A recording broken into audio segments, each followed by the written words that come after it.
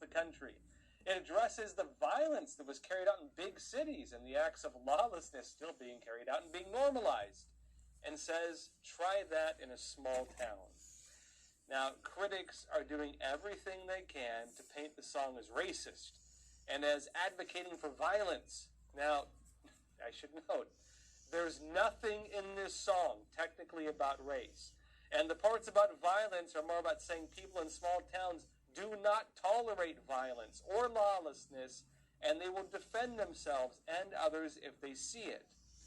Now, as for race, well, the song does appear to criticize the violence, riots, and the attacks against the country and against law enforcement that groups carried out by, again, BLM and Antifa. And it gives references to acts of violence that are often painted as being in support of so-called racial justice. In other words, it's being called violent for advocating for rule of law. And it's being called racist mostly for seeming to oppose violence from groups like BLM. That's the narrative, basically. Now, it also goes into other crimes, such as when it says sucker punch somebody on a sidewalk, criticizing this, by the way.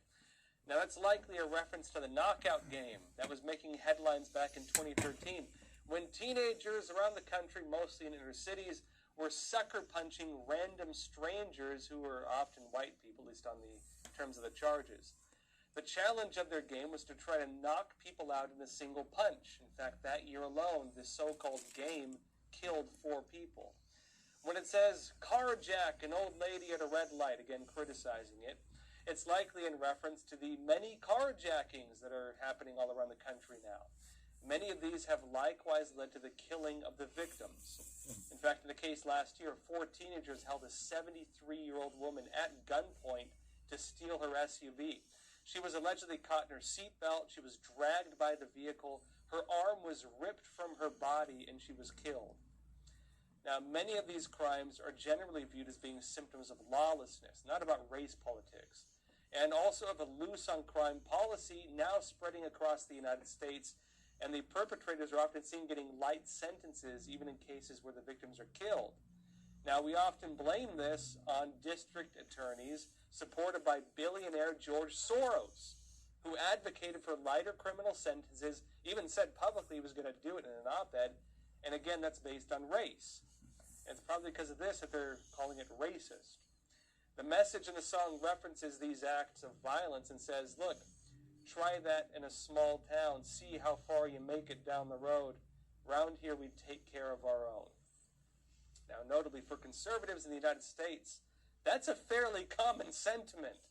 When people are watching Antifa attacking conservatives, when they saw the left burning down their communities, it was often pretty common to hear people say, I'd like to see them try that around here. I personally heard a lot of people say that. And the perception is that Democrat cities no longer have rule of law. Things deemed acceptable in Democrat cities are not deemed acceptable by most of America. Criticism of this song just looks like another case of the ivory tower of liberalism, criticizing what they call, quote-unquote, flyover country. It's the elitist disdain and disconnect from the values and the culture that's still held by most of this country. But the powers that be feel otherwise. Controversy really took hold after CMT, again, country music television, pulled the song from its rotation. As Billboard reported on July 17th, the music video for this was being featured regularly. But then the network removed it. It noted that CMT declined to comment on why they chose to do that. The report went on to frame the general narrative, though, that other media would end up repeating. It says that in the video, Aldean performing in front of a courthouse with an American flag hanging from the entrance. Yet it also says the performance is interspersed with footage of a flag burning, protesters screaming and attacking police in various scenarios, and robbing a convenience store.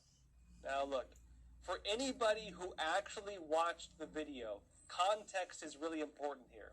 The song and video were obviously criticizing the burning of the American flag. It was obviously criticizing the attacks on police, and it was obviously criticizing those robberies. But if you just read what Billboard wrote, you could easily think it was the opposite. But also, despite being canceled and despite the attacks that are still going on right now, this song is soaring in popularity. It's become the focal point as well of a national debate. When it was first canceled, the song had 346,000 views on YouTube. Just this morning, and at 8.8 million views, as of right now, again, since this morning, it's already jumped to 9.7 million. It's currently the #1 song on iTunes and the top song in trending music. But there's also a media machine behind all this. The main narrative they're spreading right now is that the song is being framed as representing race narratives, gun violence. They're even saying it represents lynchings. In fact, Jason Aldean, he was on the stage in Las Vegas in 2017 when a mass shooting took place after an alleged gunman injured 500 people and killed 58 by opening fire on a country music festival. Now look, I personally don't understand how being a target in a mass shooting makes you a bad guy. But that's the narrative, and they're sticking to it. The Washington Post even tried painting itself as an authority on all this by explaining this controversy. Now, after repeating the narratives on BLM, it then criticizes the music video for being filmed in downtown Columbia. It claims that just by being filmed in downtown Columbia, that the entire site, the entire area, is a, quote, site of historical acts of violence against black people. MSNBC also parroted some of this as well. Watch. Music video shows Aldean interspiced with news clips of protests out of context. It promotes vigilantism and was filmed in front of the Maury County Courthouse in Columbia, Tennessee, the site of the 1946 Columbia Race Massacre and the 1927 mob lynching of an 18-year-old black teenager. I guess he doesn't know that because many conservatives are canceling Black History too. Well, you know, not many people know about crimes that happened 100 years ago, but just saying. And of course, they are talking about the lynching of an 18-year-old who was accused of raping a 16-year-old white woman.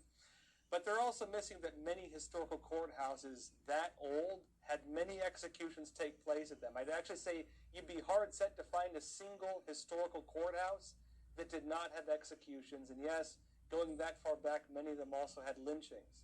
The media manufactures controversy, and it manufactures labels like this.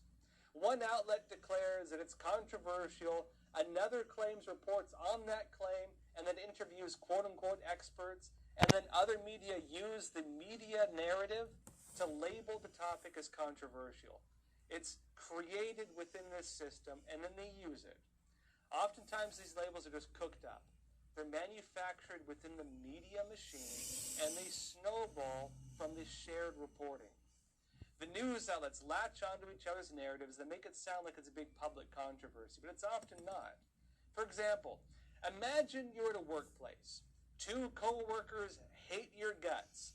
One of them goes around spreading rumors about you, and then the other one then uses the rumors their friend is spreading about you and says, "You're controversial," every time your name comes up in a meeting. You think it's valid? Now, at the same time as people debate the controversy online, many noted the horrific and violent lyrics that are often deemed acceptable in many other popular songs. Many noted rap music, for example, which doesn't seem to garner much controversy, despite lyrics that very often advocate for rape, robbery, and murder. What it looks like is ironically happening is the media establishment is trying to lynch Jason Aldean. They're trying to assassinate his character. They're trying to destroy his career. And it looks like they're doing this not because they seem to have an issue with, violence and song lyrics. They don't have an issue anywhere else. But instead because they disagree with his political views. It looks like they want to make him an example. They're trying to paint him with controversy, to shame him, degrade him, and by doing so, send a message to the rest of the country music scene, which they hold an equal hatred against. This could happen to them as well if they don't toe the political line. That's the message they're trying to send. In fact, the Washington Post in particular has been at this for some time. In 2021, they framed Jason Aldean as having right-wing views and then painted this as a problem in the, quote, DNA of country music.